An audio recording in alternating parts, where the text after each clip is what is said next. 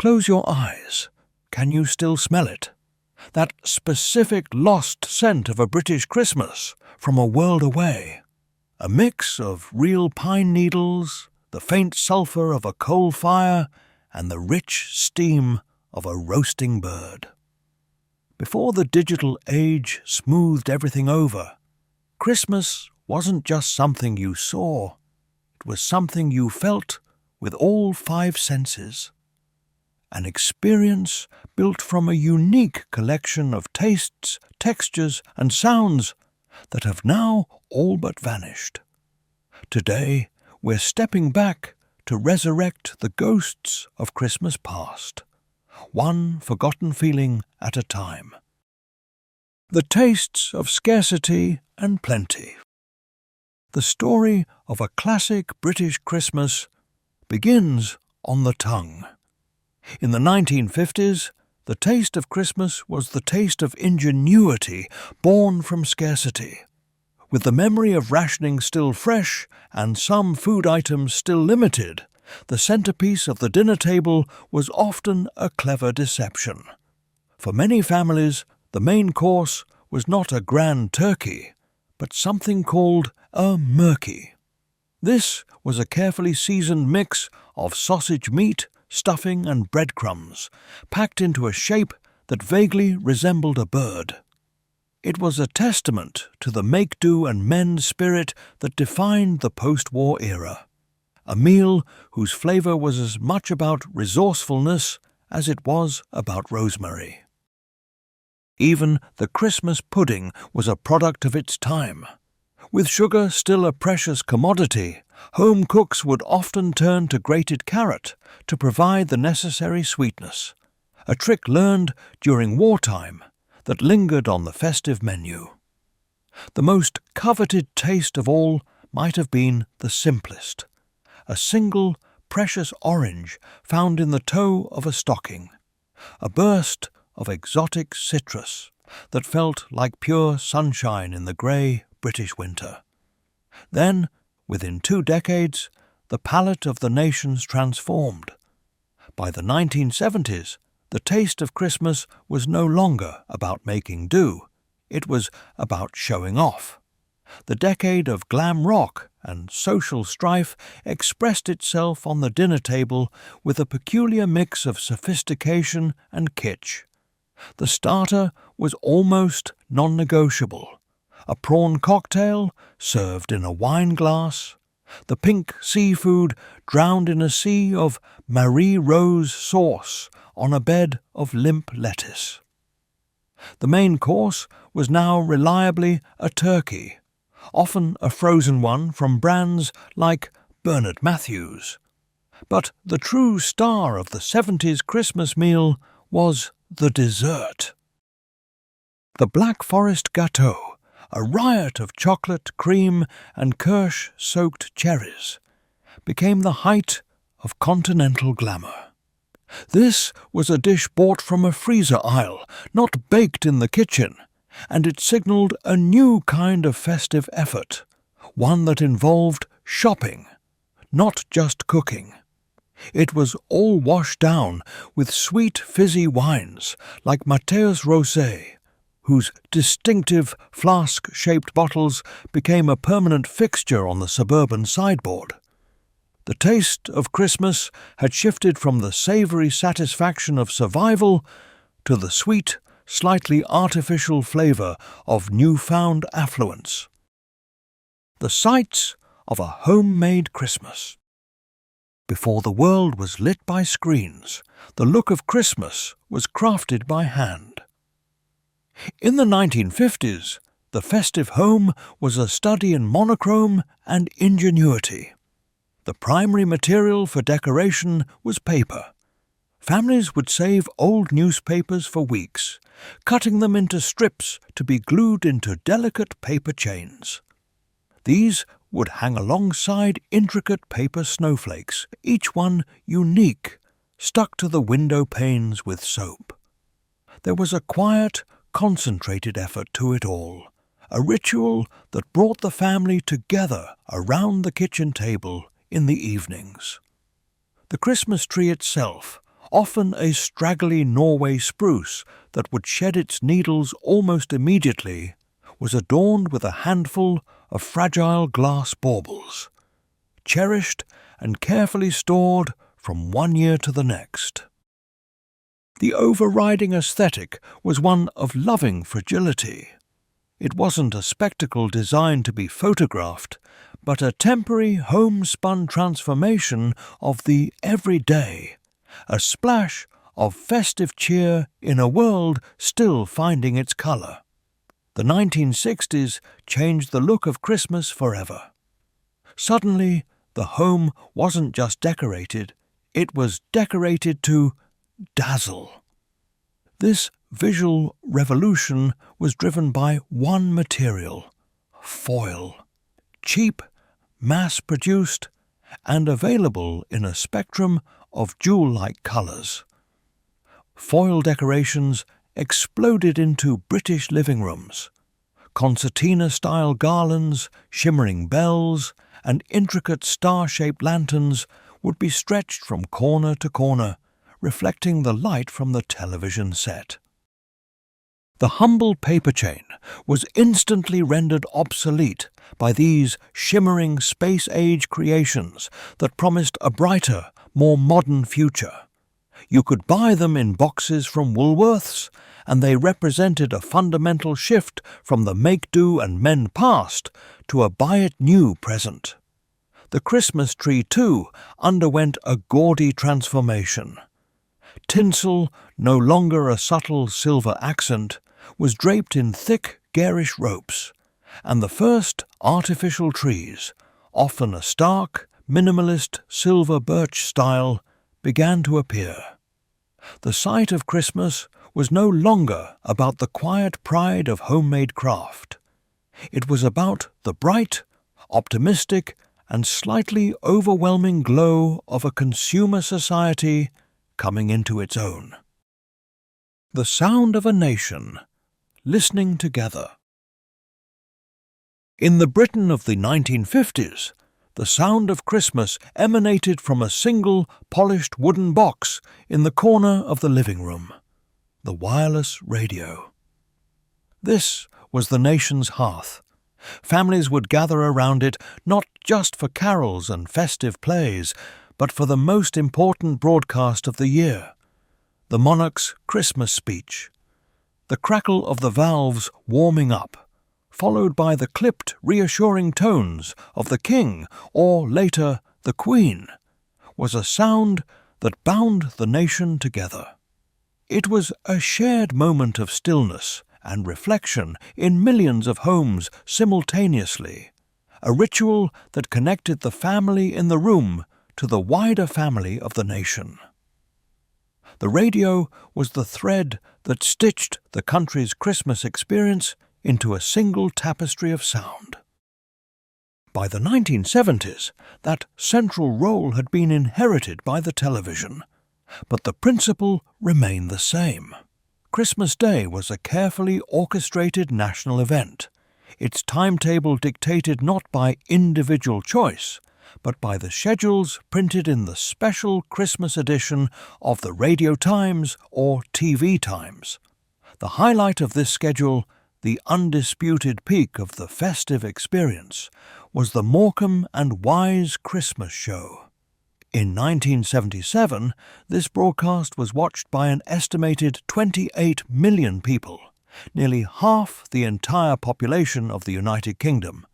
It was more than a television program. It was a national communion.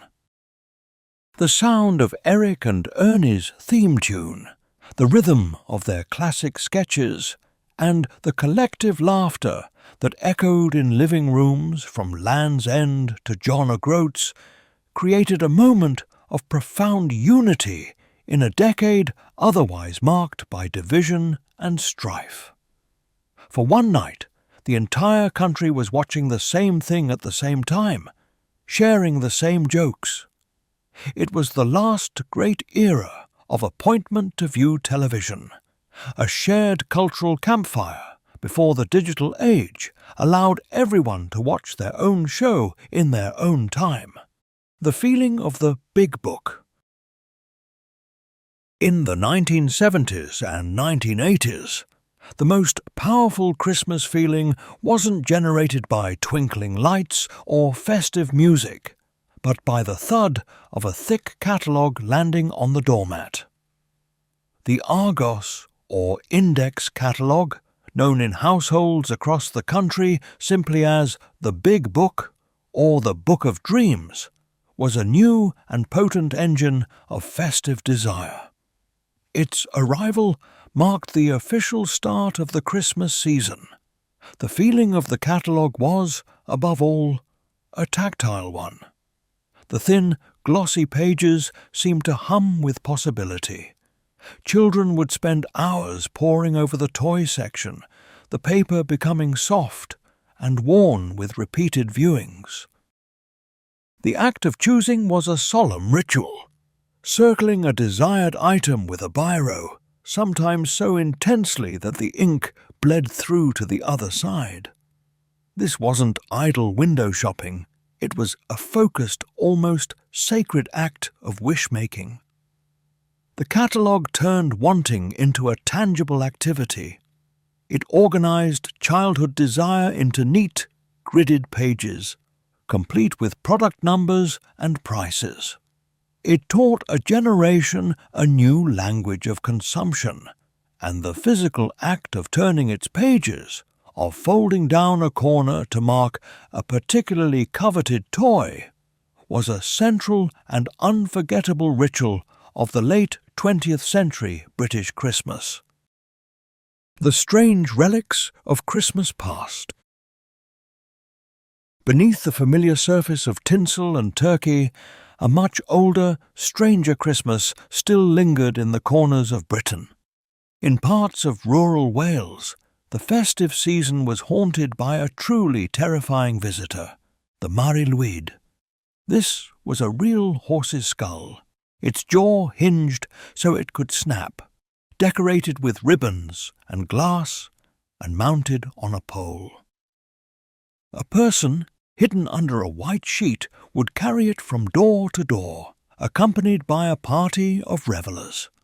At each house they would engage in a rhyming battle of wits with the residents, a poetic duel known as the punko.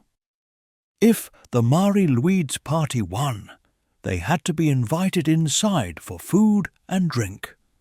The sight of this skeletal, otherworldly creature at the door was a jolt of pure paganism in the heart of the Christian festival, a relic of a much wilder pre-industrial past that refused to die. Further west, in Cornwall, another bizarre tradition survived on the dinner table. Stargazy Pie was a dish that looked like something from a fever dream. It was a large pastry pie from which the heads and tails of pilchards would emerge, pointing upwards as if gazing at the stars. According to legend, the pie commemorates the bravery of a 16th century fisherman named Tom Borcock, who sailed out in a storm to catch fish and save the village of Mousehole from famine. The sight of the fish heads poking through the crust was meant to prove that the pie was indeed full of fish. For outsiders, it was a culinary horror show. For the Cornish, it was a proud and deeply symbolic festive dish. Another reminder that beneath the homogenized modern Christmas, a secret world of strange and powerful regional identities endured. The dawn of the digital Christmas. The beginning of the end for this old sensory Christmas arrived in the form of small plastic boxes powered by batteries. The 1970s and 80s saw the birth of the must-have electronic gift, objects that began to pull the shared family experience inward, towards a more personal, individualized world. It started with things like the stylophone, the pocket synthesizer with its tinny futuristic sound. Then came the Sony Walkman, a device that was truly revolutionary. For the first time, you could create a personal soundtrack to your life, sealing yourself off from the family in a bubble of your own music. Christmas Day walks were transformed. Teenagers could now stride along to the sound of The Clash or Duran Duran, isolating themselves from the post-lunch chatter. These gadgets were the pioneers of a new kind of Christmas, one based on personal entertainment rather than communal activity. But the machine that truly shattered the old world was the video cassette recorder. The arrival of the VCR in British homes in the early 1980s was a seismic event. It fundamentally broke the broadcaster's monopoly on the Christmas schedule. No longer was the family beholden to the choices of the BBC or ITV. Now you could curate your own festive viewing. This created a new high-stakes family ritual, the taping of the big Christmas film. It required immense skill and concentration. One person would be tasked with hovering over the machine, finger poised over the pause button, ready to leap into action the second the adverts began. Getting it right, a clean recording with no ad breaks, was a source of immense family pride. But this new power came at a cost. The VCR fragmented the audience. Families could now watch different things in different rooms. The national campfire of the Morecambe and Wise era was extinguished, replaced by the individual glow of 1,000 smaller screens. The sensory, shared Christmas was giving way to a digital, personalized one, and things would never be quite the same again. These forgotten traditions reveal a Christmas spirit forged in a different world. They speak of a time when scarcity bred creativity, when shared experiences were dictated by a common culture, and when magic was found not in abundance, but in the simple sensory details of the day. While technology has given us infinite choice, it has perhaps cost us the powerful, unifying rituals that once defined the festive season. Which of these lost sensations do you miss the most? Let me know in the comments below. And for more journeys into Britain's past, don't forget to subscribe to the channel. Share this video with someone who remembers the taste of mock turkey or the sacred duty of taping the Christmas Top of the Pops. Let's keep these memories alive together.